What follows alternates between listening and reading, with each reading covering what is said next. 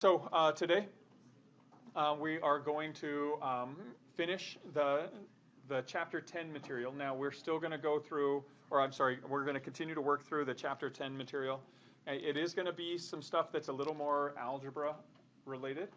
And we've done some things similar to it, but it is on the more challenging side. So I strongly encourage you, do the examples when I ask you to, so that you can see, do you remember how to do this, or do you need to follow along closely when I talk through it? Okay. So what we're going to do is talk about how you represent circles on a coordinate plane and with a standard equation using or for use with that circle. Okay, so the first thing is to kind of look at how this circle is set up.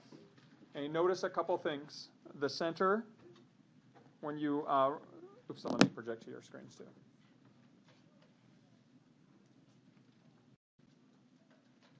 Oh, I am projecting to their screens, yes? Okay. All right. So when you are looking at the circle, the standard equation for it involves you knowing what the location of the center is. The center you can see from this illustration here is the point HK. And then you also need to know what the length of the radius is. The radius is designated here with this distance R. But look what else it connects to. And when you draw this in, it connects to a right triangle. And so we're going to kind of use this right triangle. If you see the difference between these two, the lengths here that represent the leg of that triangle is this quantity x minus the h value. So if we take that as one leg, so x minus h squared, plus the other leg is the distance from y minus the k value. So y minus k squared, that's our other leg. And that's equal to r squared, which is our hypotenuse. So all we are doing here to create this equation of a circle is we're taking Pythagorean theorem, right? We have a squared plus b squared equals c squared. Okay, so the standard equation of a circle is just Pythagorean theorem. Okay, if you need to kind of rewrite things to see it, you can, but that is the formula that you should be familiar with, where h and k are the coordinates of your center and r is the radius of that circle. So for the easier, like straightforward things that you're going to need to be able to do is you'll need to be able to use that to write an equation if you're given a radius and you're given the center. So I want you to try that here really quickly. If you know this is your r value, this is your h and k value, can you plug it directly in to that standard equation and come up with the correct equation for this particular circle? Okay, you do not have to create a right triangle every time you're working with a circle. Okay, all you need to do here is understand that you take this x minus our h value, the h is 4, quantity squared, plus y minus a k value. Notice our k value is negative 7, so minus a negative becomes a plus, 7 squared, and that's equal to our r value, which is 3, and we square that. 3 squared is 9. So this is a type of question you should be able to just mentally do the calculations and perform the simple arithmetic on it and enter your answer directly. All right, so following that example, I want you to try this problem here on the bottom left. You're being asked to do the same thing, but here I give you a circle. You need to identify your radius or your center and your radius based on what you see in the graph and see if you can write the equation of that circle. So when you locate the center of this, we have an x coordinate of 1. We have a y coordinate of negative 6. So there's your hk value. And when you find your radius, you can use any vertical or horizontal distance and just count the number of units. So here's 1, 2, 3, 4, 5 units to the right. We could have gone up or left or down to get that same thing, but there's our radius. And so now it's just a matter of plugging it in again. So x minus our h value, which is 1, quantity squared, plus y minus our k value, which is a negative 6. So minus a minus becomes a plus, 6. And that's equal to 5 squared. And when you write your answer, just simplify it out, evaluate 5 squared, and that would give you your solution. All right, the last of the easier things that you're going to be asked to do on this assignment is to take a given equation in standard form and sketch the circle. Now, notice when you look at the icons for all of the things that you're sketching on a graph, in red it shows you sort of what elements you need to be plotting. So here you see you need your center first, and then second, a point on the circle. And the way that you find that is you're going to use the radius. And again, just like we did when we counted, go either straight up, straight to the right, straight down, or straight to the left, that many units, whatever the radius is, and plot your point on the circle. And those are the only two things you need, and it'll auto-complete the circle for you. So see if you can plot this circle based on the given equation. All right, when you're finding your coordinates of the center, the easiest way I found to do that is you just find what value of x gives you a 0 in each group. So for the x's, what value of your variable gives you a 0 in the parentheses? So for this first group, what value of x gives you a 0 here? 5. So that's the x coordinate of your center. What value of y gives you a 0 here? -1. So that's your y coordinate. So the first thing that we're going to plot is the point 5, -1. Once we plot that, we can then find our radius. Remember, r squared is equal to that number 49. And so when we extract the root, we get r is equal to 7. And so our second point, we count either 7 units to the right, which would take you to 12, 7 units to the left, which would take you to -2. If we're going up the y's, 7 units up goes to 6. 7 units down takes you to -8. Right? Once you do one of those, it's going to complete, it's going to complete that for you. Right? And that will give you your center, or I'm sorry, your circle. All right, so these are the questions that are on the easier side of working with the equations of a circle. All right, any questions on this before we move on? All right, the second slide has some of the more challenging questions that you're going to be asked to do. Okay, remember, this is still based on the same the equation, x minus h squared plus y minus k squared equals r squared. And once again, the center is hk, and the radius is r. All right, in order to write these equations, if you're given sort of a polynomial form, but it's not written in those factors, the way that you're going to need to do this is you need to complete the square for both the y's and the x's. Okay, so let's kind of follow an example of what this is going to look like. So the first thing that you do is you group your x terms together, and you group your y terms together. And to do this, you're going to move any constants to the other side of the equation.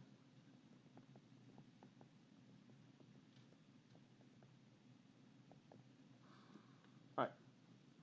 So when I do this, here, if I take this problem right here, my x's I'm going to group together. The other thing that you want to do when you group these together is to leave a space to complete the square.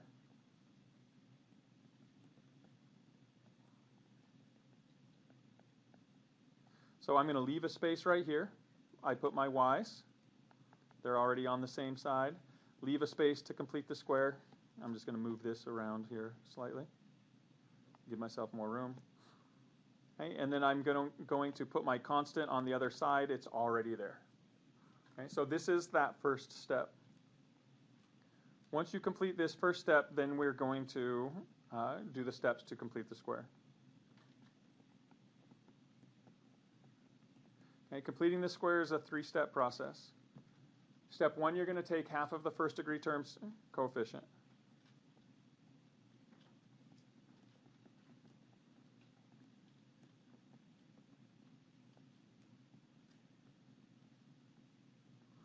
So here's our first degree terms for both the x and the y. So let's start with the x's. We're going to take half of -6. which is -3. When I write this down, and again, I believe we talked about this when we talked about completing the square and solving quadratic equations. But we take half of our first degree terms coefficient. I write the whole number including the sign. If it's positive, I'll put a plus in there as well. Step 2, you're going to square this. And step 3, you're going to add it to both sides.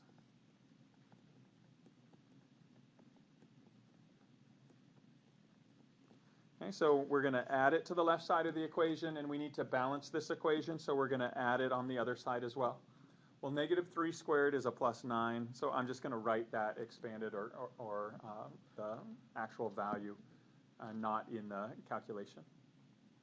Okay, and then I'm going to do the same thing with y's. So just really quickly, if you haven't already, see if you can complete the square for the y's in this same problem.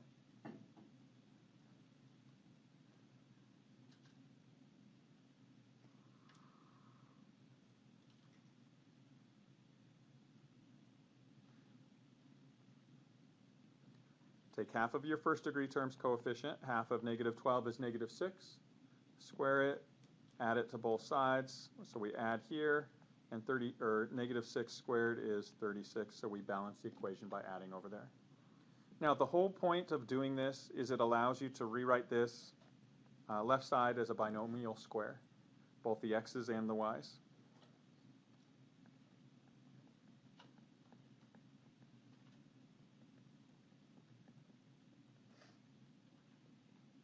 Okay, and so here, when we rewrite this, what you're going to do is your first term for each binomial square is just the variable, x or y. And then the second term is the number that's in your parentheses, and it includes the sign. So x -3 squared is the x's, y plus a -6 squared for the y's. Then we're going to add the constants, again, simplifying what we have. So 76 plus 9 plus 36, we get 121. And so here is our equation for that circle. And now, sometimes this particular question asks to write the equation.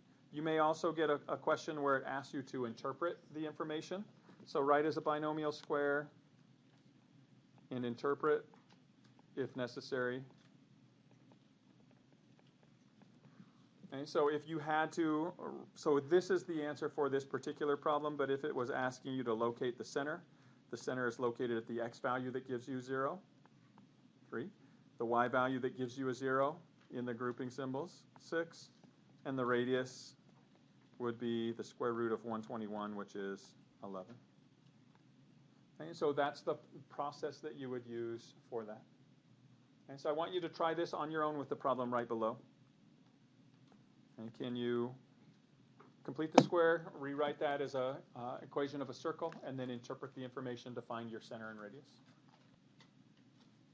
All right, so let's walk through this example. So step 1, you're going to group your x and y terms separately. So here I have my x squared minus 6x. Leave a space to complete the square. Group my y terms, y squared plus 14y.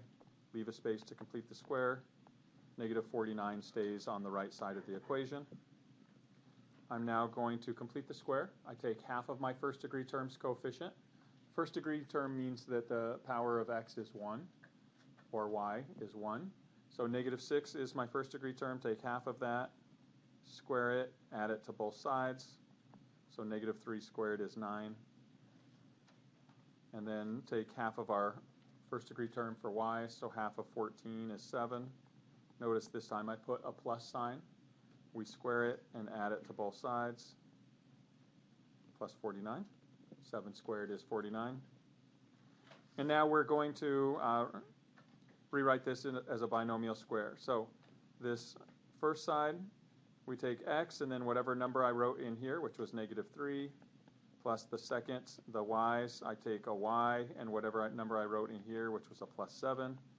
Notice the 49's cancel here. So this would be the equation of my circle. It's not asking me to write that. In this problem, it's asking me to interpret this information. So the center is the location where x and y would give you zeros here. So the value of x that gives you a 0 in the first binomial, 3. The value of y that gives you a 0 in the second binomial, -7. So there's our center. And the radius is the square root of 9, which would be 3. And so those would be your answers for that problem. All right. So the last question that I want to go through, I don't have it in your notes, but I'm going to add a page here. So give me a second so I can add a slide.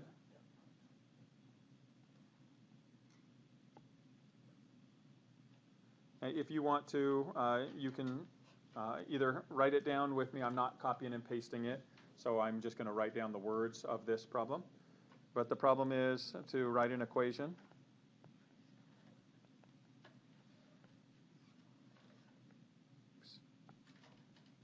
of a circle whose diameter has the given endpoints.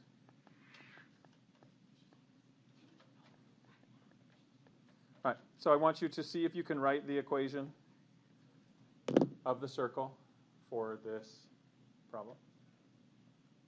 Talk through the steps. If you know the endpoints of a diameter, so I'm going to sketch this. It doesn't have to be to scale, but I'm going to choose the right quadrants. So -3, 2. So -3, 2 is going to be up here in this quadrant. And then 1, -4 is going to be down here. It's not necessarily to scale, but it's at least in the general vicinity of where it would likely be. Okay, so so this right here is your diameter. What does that mean? Where is the location of your center going to be with respect to this? Center is right in the middle of that, right? What's it called when you take a segment and you find the middle point?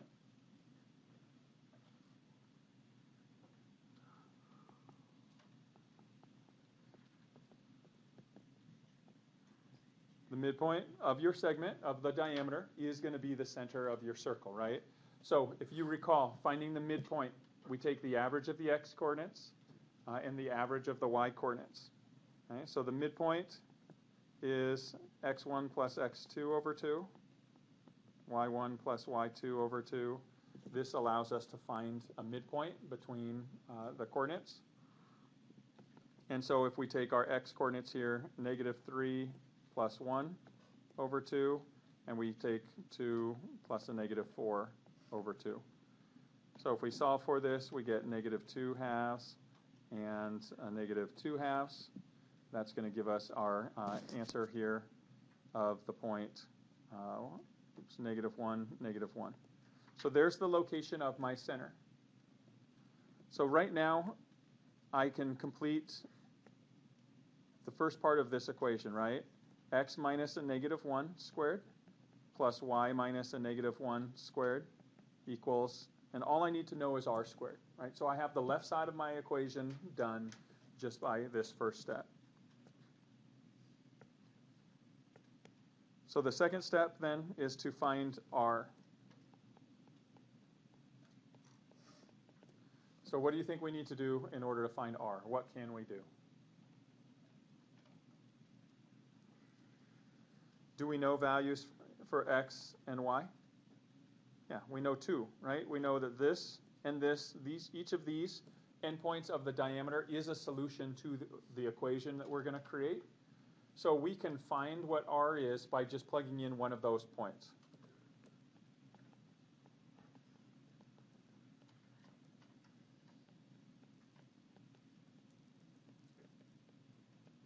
So if we take any one of them, so whichever one you think is going to be easier numbers for you to work with, it doesn't matter. So let's just say we use this first one. So we plug in -3 for x. We plug in a y, or a 2 for the corresponding y. And we work to solve for our radius. So we have -2 quantity squared plus 3 squared equals r squared. So 4 plus 9 equals r squared. 13 is equal to r squared. And I'm going to pause here for a second. Do I need to know what r is to solve this equation? So remember, this is almost my full answer. I simply need to replace the r. But notice, can I solve for r squared? Yeah. That's going to be easier, because even if you solve for r and you square rooted both sides, you then have to square it and undo that. It just winds up being a redundant operation. So if you can catch it right here, just solve for r squared. Okay, so find r squared by plugging in one of your endpoints. And once you do, you get your final answer. And so I will write my answer as x plus 1 squared plus y plus 1 squared equals 13. And so that would be the solution I'm looking for this problem.